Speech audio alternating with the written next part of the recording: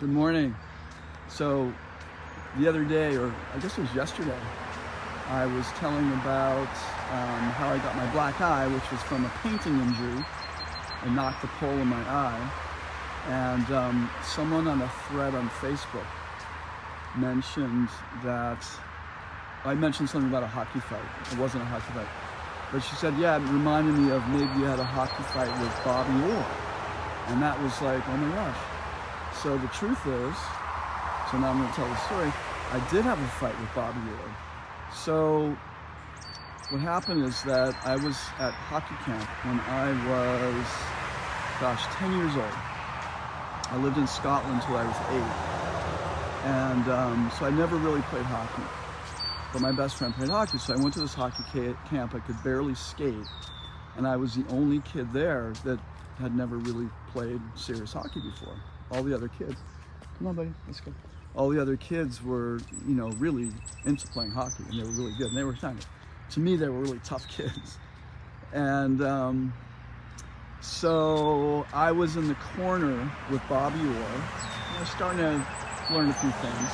I was really good at soccer, so I was kicking the puck, trying to dribble it around Bobby Orr. It was his camp. And by mistake, I kicked him in the shins. And he wasn't wearing shin pads. He was just out with a bunch of kids. And he was like, ow! And then he threw down his gloves, and back then the Boston Bruins was known as the Big Bad Bruins.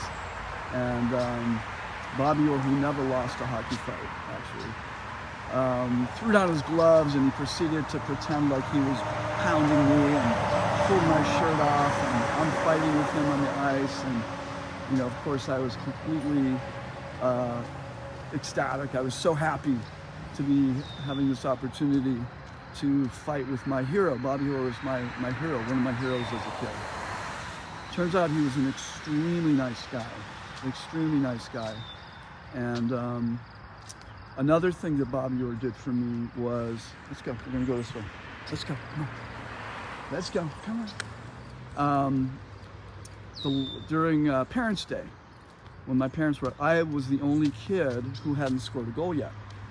So what he did was he picked me up and put his hands on my stick, my hockey stick, and he dribbled, skated down through the ice from one end to the other, deking around everybody, and he scored a goal. He and I scored a goal together. So anyway, that was a beautiful, great memory, and also a testament to how a hero or a leader or someone that you really look up to, when they're really a good person, how it can really make a strong imprint and a lasting memory. I certainly have always remembered that time and relish that memory for sure. And like I said, he was a true gentleman. He was a really good guy. He went on to helping kids. He went on to helping other hockey players. Really decent person. So I thought I'd share that story.